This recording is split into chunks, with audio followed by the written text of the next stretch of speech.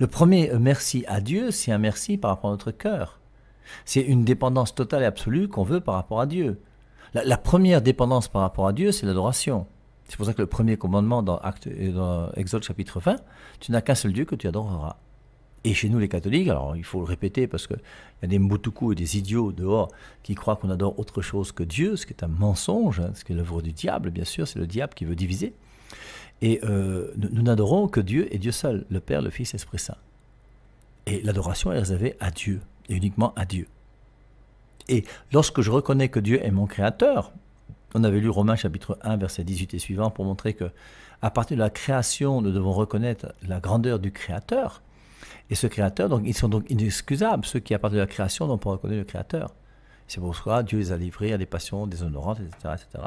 Vous lirez à la suite de Romains chapitre 1, versets 23, 24, 25, 26 et tout le reste. Et donc, nous reconnaissons que ce Créateur est là, qu'il a créé l'univers. Alors l'univers, c'est toutes ces galaxies, et puis sur une petite planète, il a créé des petits bonshommes, et c'est nous. Et rendons grâce à Dieu parce qu'il a bien voulu nous créer. Qu'est-ce que l'homme, Seigneur, pour que tu penses à lui, le Fils d'un homme, que tu en prennes souci. Et Dieu prend souci de nous, et Dieu nous aime. Et c'est important que nous aussi, nous puissions aimer Dieu de tout notre cœur.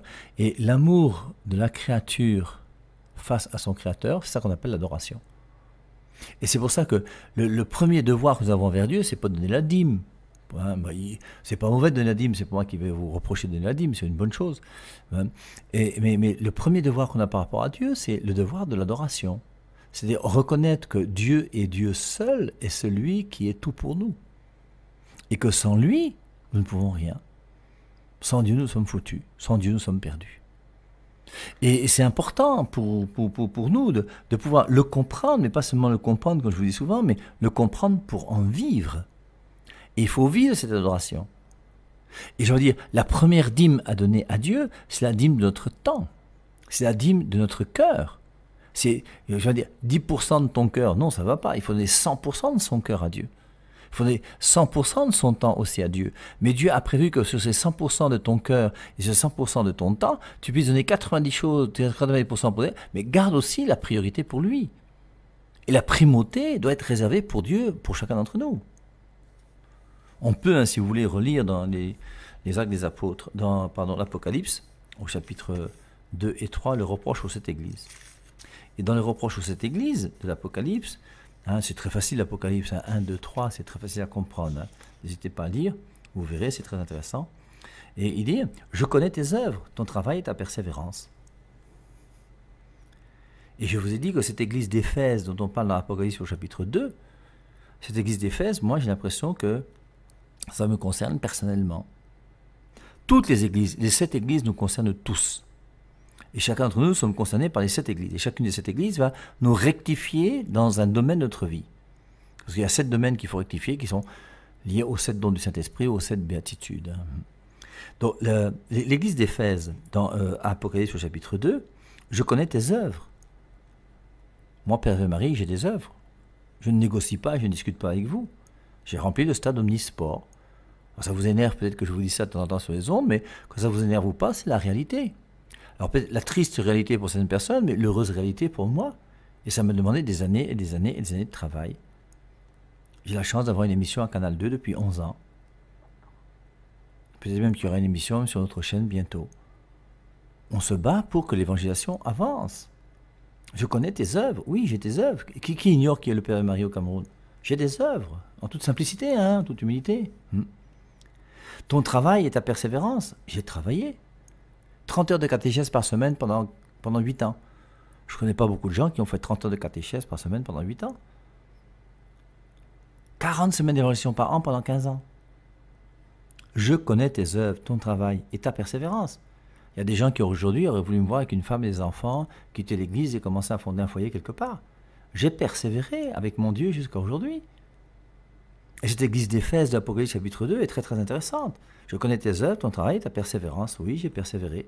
Et jusqu'à aujourd'hui, je vous rappelle, je n'ai ni femme ni enfant. Et je vous rappelle une fois de plus, parce qu'il faut le faire régulièrement sur les ondes, que le jour où je vais mourir, si quelqu'un vient vous dire que je suis sa femme, voici mon enfant, vous tapez cette personne-là d'abord. Hein, et je vous rappelle que chaque dimanche soir à 19 h, j'ai mon téléphone qui est branché sur la console et je n'ai jamais refusé de recevoir le coup de téléphone de qui que ce soit. Même si c'est quelqu'un qui s'appelle ma femme et qui dit que voici notre enfant, il n'y a pas de souci. On va faire un test ADN et on va voir où on en est. Hein, il faut que les choses soient claires. Je connais tes œuvres, ton travail, ta persévérance. Oui, j'ai des œuvres, j'ai travaillé, j'ai persévéré. Ensuite, il dit, je le sais, tu ne peux supporter les méchants. On dénonce tous les jours la corruption, selon la 100.3, l'argent sale, ces gens qui prennent des bons du trésor où ils demandent 25% aux gens avant de les rembourser, ça sont des méchants. Et s'ils ne changent pas, ils risquent d'aller en enfer. Il faut que les choses soient claires. Tu as réprouvé ceux qui se disent apôtres ne le sont pas. Le nombre de faux prophètes dehors que j'ai dénoncés sur les ondes matin, midi et soir. Combien de fois j'ai dit à vos pasteurs de venir prendre 1 heure pour venir demander un droit de réponse au Père et Marie pour justifier que ce que je dis est faux. Aucun n'est venu et ça fait 5 ans que la radio existe. Hein. C'est pour ça, vous-même les pasteurs qui m'écoutez aujourd'hui, devenez catholiques ou alors éteignez la radio. Soyez honnêtes et croyez en l'Esprit Saint et croyez en Dieu. Arrêtez de croire à vos bêtises. Il faut mettre les choses au clair, il ne faut pas avoir peur de la vérité. Donc je reprends. Hein, je le sais, tu ne peux supporter les méchants, tu as éprouvé ceux qui se disent apôtres et ne le sont pas, tu les as trouvés menteurs.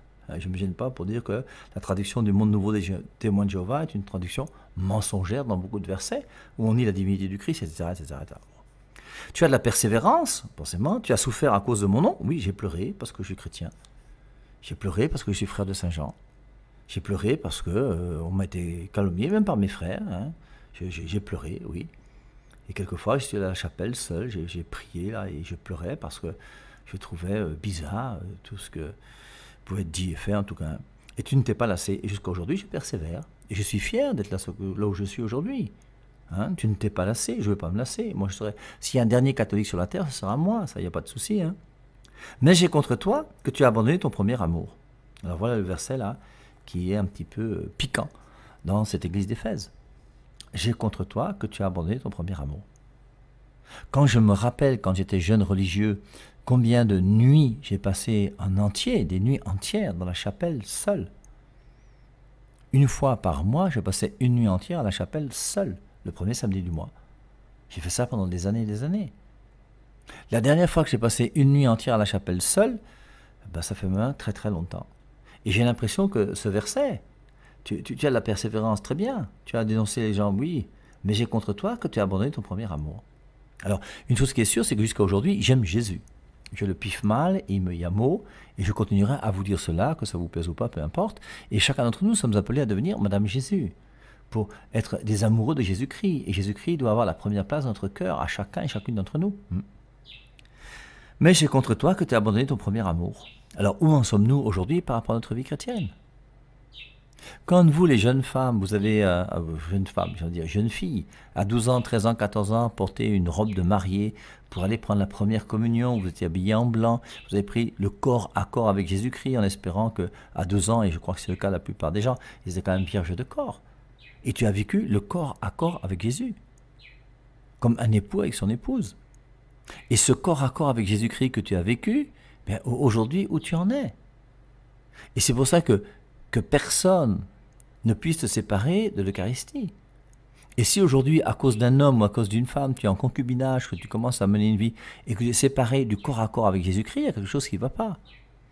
Et c'est important de le répéter sur les ondes de la 100.3 pour que, au moins, si vous les aînés vous êtes trompés, ne permettez pas à vos enfants de se tromper, pour qu'eux puissent vivre ce corps à corps avec Jésus-Christ d'une manière vraie. Et que jamais un Diego ne puisse venir prendre ton sac et ta valise pour te faire habiter chez lui, commencer à dire chérie, je t'aime, bébé et tout ça, et puis tu commences à abandonner Jésus-Christ parce que tu as commencé à mettre ton espoir dans Diego, qui après quelques semaines, quelques mois, quelques années va commencer à te décevoir parce qu'il t'aura trompé une fois ou deux ou trois, et puis parce qu'il aura tous les soucis du monde, alors que Jésus-Christ, lui, ne trompe personne. Mais j'ai contre toi que tu as abandonné ton premier amour. Souviens-toi donc d'où tu es tombé, repens-toi et pratique tes premières œuvres, sinon je viendrai à toi et j'écarterai ton chandelier de sa place, à moins que tu ne te repentes. Cependant, tu as ceci pour toi, c'est que tu as de la haine pour les œuvres des Nicolaïtes, pour lesquelles moi aussi j'ai de la haine.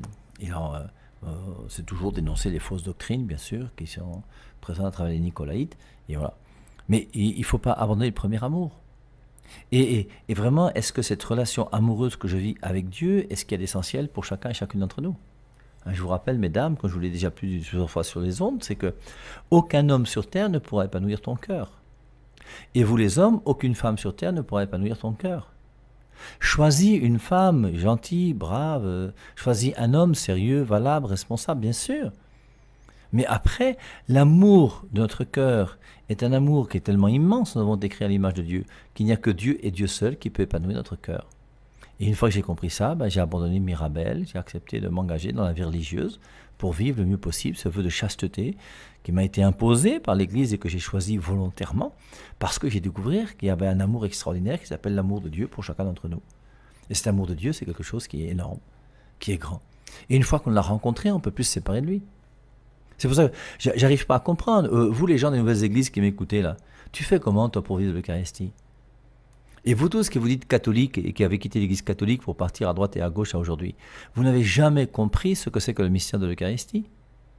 Si vous aviez compris une seule fois dans votre vie ce que c'est que le mystère de l'Eucharistie, et si vous avez vécu une seule fois dans votre vie le mystère de l'Eucharistie d'une manière vraie, vous n'auriez jamais quitté l'église catholique. On a vu ce matin, je ne vais pas relire, Actes chapitre 2, où on dit que la fraction du pain, c'est même tous les jours on célébrait la messe dans les premières communautés chrétiennes. Aujourd'hui, là, vous avez la messe une fois par an, quelquefois il n'y a même pas de messe, vous avez des églises dans lesquelles il n'y a même plus d'autel, parce que c'est uniquement la prédication qui est importante, le pasteur qui prêche, un gourou qui devient votre homme de Dieu, qui prend même la place de Dieu pour vous. On est dans des choses qui sont quand même aberrantes aujourd'hui, c'est quand même grave. Alors, rendons grâce pour nous, à ce Dieu qui est notre Dieu, qui est le Dieu qui nous a créés, qui nous a voulu, qui fait que le soleil se lève chaque matin, qui fait que le porc-épic se balade quelque part, que de temps en temps on l'attrape et on le met dans une sauce de bongo, et on mange un bongo nique, et je crois que chacun d'entre nous, on est heureux quand on a une bonne nourriture dans son plat. Et tout ça fait partie de la vie que Dieu a voulu pour nous. Alors, on n'est pas sur terre uniquement pour le bongo nique ou pour le bongo chobi, si vous voulez, ou le taro, la sauce jaune, le bol, le couscous, tout ce que vous voulez, mais ça fait aussi partie de cette vie qui est la nôtre. Avec une bonne bière ou un bon vin, tout dépend ce que tu bois, ou de l'eau, même si tu aimes l'eau, il n'y a pas de souci. Et ce bonheur, c'est le nôtre. Mais en plus, au-delà de tout ça, Dieu a voulu un bonheur infiniment plus grand qu'est le bonheur de la vie éternelle. Et cette vie éternelle nous est donnée par le Christ. Et une fois que le Christ est parti, par son Église. Et c'est par son Église, qui est l'Église catholique et l'Église primitive, que nous sommes sauvés. 1 Pierre 3,21, le baptême qui vous sauve actuellement, le baptême sauve. Et le baptême est nécessaire au salut. Dire que le baptême ne sauve pas, c'est une hérésie. Ce sont des faux pasteurs, des faux hommes de Dieu qui vous enseignent des bêtises pareilles. Et alors, puisque nous sommes dans l'action de grâce, et l'action de grâce qui va impliquer que je puisse donner ma vie à Dieu, ça c'est la première chose, ça c'est la chose la plus importante. Et parce que j'aime Dieu, je vais barrer tout ce qui est péché dans ma vie. Et je vais faire tous les efforts possibles et inimaginables pour devenir quelqu'un qui ne pêche plus.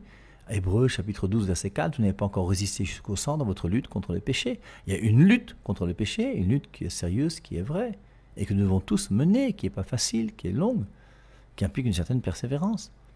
De Corinthiens 12, saint Paul dit qu'il a une écharde. Il a dit à Dieu, épargne-moi cette écharde, mais ma grâce te suffit. Et la grâce de Dieu est là pour chacun et chacune d'entre nous. Et continuons à marcher avec cette grâce de Dieu, même si de temps en temps nous succombons, on se relève, on demande pardon à Dieu, on continue à avancer. Et cette action de grâce pour nous va se manifester aussi par un devoir financier, un devoir réel, un devoir concret. Tant que Dieu n'est pas entré dans ton porte-monnaie, tant que Dieu n'est pas entré dans ton compte en banque, il y a quelque chose qui ne va pas.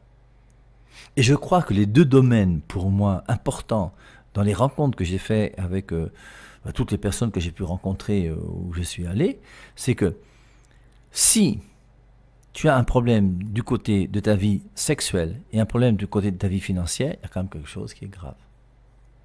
C'est pour ça qu'en général, quand un homme vient me voir et discute avec moi, il va me poser toutes les questions qu'il veut, il n'y a pas de souci, je vais répondre dans la mesure où je peux répondre à ces questions, en essayant d'apporter les arguments les plus intelligents possibles.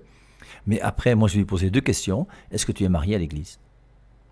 Et vous, les hommes qui m'écoutez et qui n'êtes pas mariés à l'église, posez-vous la question. Pourquoi tu n'es pas marié à l'église aujourd'hui? Qu'est-ce qui t'empêche aujourd'hui de te marier à l'église?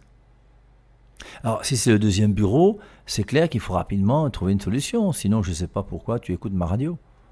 Va écouter la radio des gens qui permettent qu'on puisse avoir un deuxième bureau, puis qui vont vous bénir et qui vont vous donner l'argent et la santé et tout ça, même si vous vivez mal. Mais tu ne peux pas toi-même, en conscience devant Dieu, vouloir chercher la vérité, et en cherchant la vérité, faire que cette vérité ne rentre pas dans ton intelligence et dans ton cœur. Ça, c'est impossible. Et c'est pour ça que tu ne peux pas écouter le Père et Marie et continuer à avoir un deuxième bureau. Si tu as encore un deuxième bureau alors que tu m'écoutes, bah, moi je te donne ce conseil, mon frère, toi-même, en conscience devant Dieu. C'est pas moi, devant Dieu. Mets-toi à genoux un jour, réfléchis, rentre dans une église, tu pries et tu dis à Dieu, qu'est-ce que tu veux que je fasse? Et demande-lui, il va t'aider, il va t'éclairer. Dieu est plus intelligent que moi. Et forcément, je ne peux pas continuer à vouloir être chrétien en vivant une vie qui est bizarre. Ça, c'est impossible. C'est pas possible.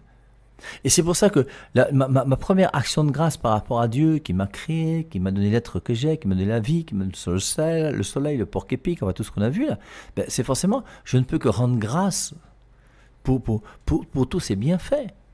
Et maintenant, si je veux, je le regarde, et en regardant Dieu, qu'est-ce que je cherche? Ben, je cherche à faire ce que Dieu me demande de faire. Dieu te demande quoi?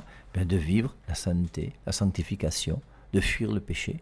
Et je ne peux pas être chrétien et ne pas vouloir fuir le péché. C'est impossible, ça n'a pas de sens. Et c'est logique, c'est clair et c'est net. Je ne vois pas qui peut dire le contraire.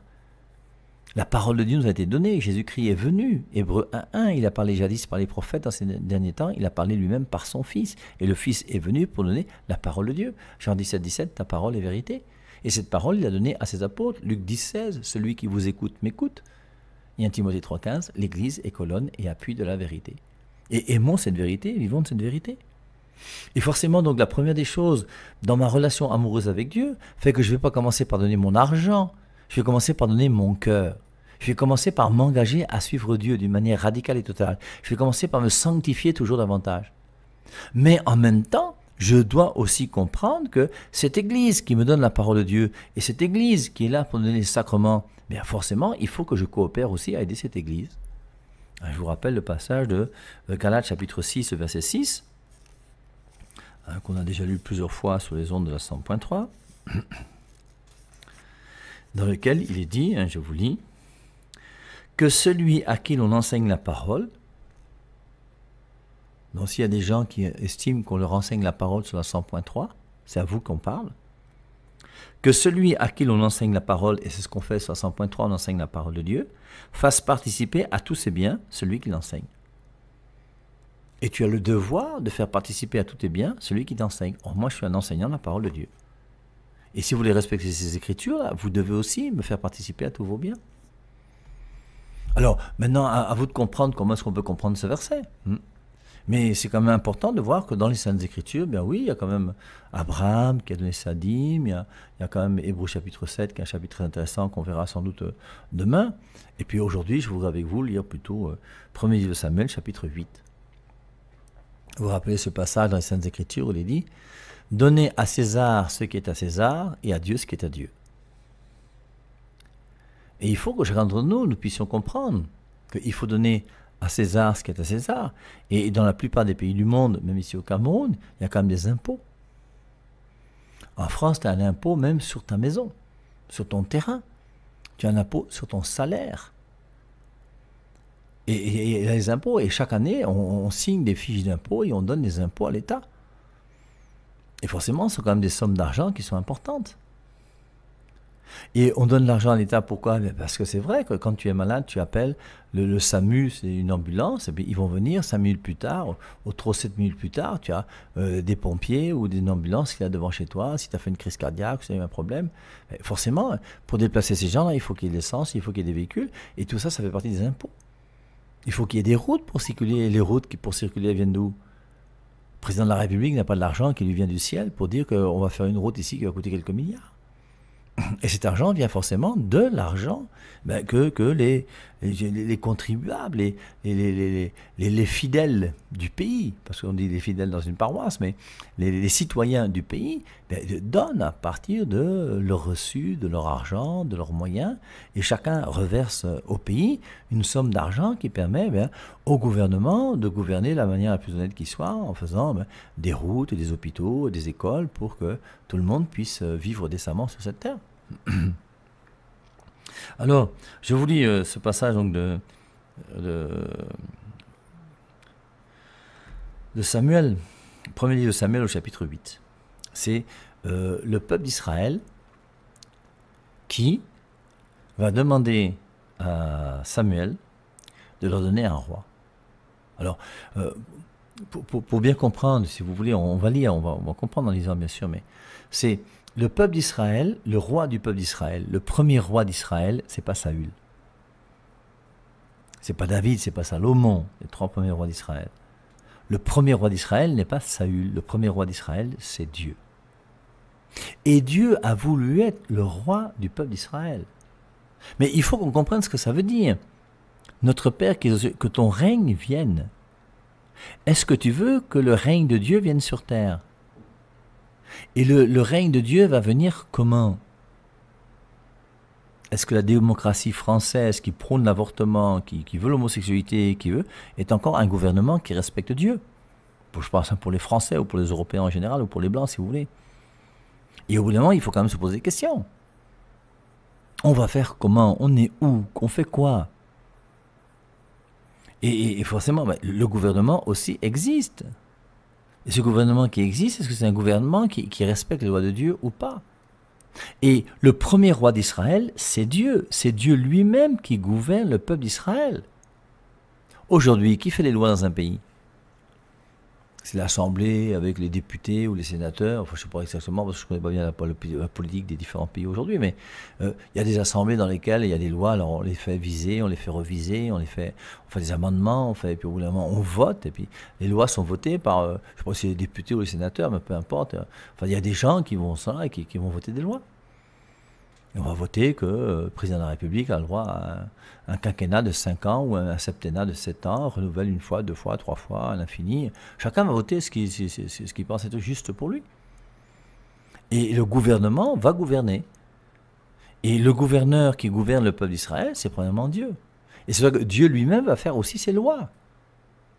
La première loi que Dieu va donner au peuple d'Israël, c'est Exode chapitre 20, les 10 commandements. C'est Dieu qui dit à Moïse, il a choisi cet homme qui s'appelle Moïse, son premier ministre. Lui, il est Dieu, il gouverne, il dit que voici, tu diras au peuple que voici les 10 commandements que je vous donne. 1, 2, 3, 4, 5, jusqu'à 10. Terminé. Tu n'as qu'un seul Dieu que tu adoreras, tu respecteras son nom, tu sanctifieras son jour. Ensuite, 7 commandements pour le prochain, tu honoreras ton père et ta mère, etc., etc. Et voici les commandements qui sont donnés par Dieu. Et Dieu dirige le peuple d'Israël. Et dans beaucoup de passages dans l'Ancien Testament, on dit quel est le peuple qui peut se réjouir d'avoir un Dieu comme lui à sa tête et qui fait que vous êtes un peuple béni et les autres nations reconnaissent que votre roi est un roi qui est intéressant et que vous êtes béni par ce roi qui est là. Mais dans 1 Samuel chapitre 8, qu'est-ce qui se passe? Lorsque Samuel prit de l'âge, il établit ses fils comme juges d'Israël. L'aîné s'appelait Yoël et le plus jeune Abia. Il gouvernait à Bersabée. Mais ses fils ne suivirent pas son exemple. Ils étaient attirés par l'argent, et au lieu de rendre la justice, ils acceptaient des cadeaux. Tous les anciens d'Israël se donnaient rendez-vous chez Samuel à Rama et lui dirent « Tu es devenu vieux, et tes fils ne marchent pas sur tes traces. Il est temps que tu nous donnes un roi pour qu'il nous gouverne, comme le font toutes les nations. » Phrase très importante. Il est temps que tu nous donnes un roi pour qu'il nous gouverne, comme le font toutes les nations. Et ce roi qui sera à César, donnez à César ce qui est à César et à Dieu ce qui est à Dieu. Il continue. Voilà ce qui déplut à Samuel. Donne-nous un roi pour qu'il nous gouverne. Parce qu'ils savent que Samuel sait que le roi, c'est Dieu lui-même. Et ils ne veulent plus que Dieu soit le roi du peuple d'Israël. Ils veulent un homme, comme les autres nations. Voilà qui déplut à Samuel, donne-nous un roi pour qu'il nous gouverne. Samuel se tourna donc vers Yahvé, et Yahvé dit à Samuel, écoute tout ce que te dit ce peuple, car ce n'est pas toi qu'ils ont rejeté, c'est moi. Et Dieu accepte qu'on le rejette. Comme on a rejeté Dieu dans le jardin d'Éden, Dieu va accepter qu'on le rejette une nouvelle fois. Et on va dire à Dieu que, mouf, sors de ma vie. Je ne veux plus de toi. C'est plus toi qui dois régner. Je veux quelqu'un d'autre qui règne sur moi. Notre Père qui est aux cieux, que ton règne vienne. Donne-nous un roi pour qu'il nous gouverne. Samuel se tourna donc vers Yahvé, et Yahvé dit à Samuel, écoute tout ce que dit ce peuple, car ce n'est pas toi qu'ils ont rejeté, c'est moi. Ils ne veulent plus que je règne sur eux. Et ce verset-là est terrible. Et la question que nous devons nous poser aujourd'hui, c'est, est-ce que toi tu veux que Dieu règne sur toi? Est-ce que c'est toi qui règnes sur Dieu? Est-ce que Dieu est réellement l'autorité que tu acceptes dans ta vie et que tu veux suivre? Pourquoi alors tu n'es pas marié à l'église? Pourquoi alors tu fais comme tout le monde? Pourquoi tu vas encore faire des trucs au village qui sont bizarres et qui ne sont pas conformes à ce que Dieu veut? Pourquoi tu as un deuxième bureau comme ton frère, comme ta soeur, comme tous les gens qui sont autour de toi? C'est parce que Dieu a dit. Pourquoi tu ne crois pas à la virginité jusqu'au jour du mariage chrétien? Je reprends. Écoute tout ce que te dit ce peuple, car ce n'est pas toi qu'ils ont rejeté, c'est moi. Ils ne veulent plus que je règne sur eux. Ils agissent avec toi comme ils ont toujours fait, depuis le jour où je les fais sortir d'Égypte, quand ils m'abandonnaient et servaient des dieux étrangers. Réponds à leurs demandes, mais dis-leur bien quel sera le droit du roi qui régnera sur eux. Et le roi prendra vos terrains, il prendra vos enfants, il prendra la dîme de vos biens, il prendra des impôts. Et ce qu'on a vu tout à l'heure à travers, par exemple, la France, où il y a les feuilles d'impôts, chaque année, je ne sais plus si au mois de février ou mars, je ne sais pas quand, les impôts qui devaient être payés par, ben oui, tu déclares ton salaire, tu déclares les actions que tu as faites, tu déclares ta société, tu déclares le nombre d'argent qu'il y a eu, tu déclares, et en fonction de ça, ben, il y a les impôts qui sont imposés, on t'impose des impôts, pour pouvoir permettre justement au peuple donner à César ce qui est à César et à Dieu ce qui est à Dieu. Et demain, donc, on va continuer pour essayer de mieux comprendre qu'est-ce qui est à Dieu et comment nous donner aussi à César ce qui est à César, bien sûr, mais donner aussi à Dieu ce qui est à Dieu.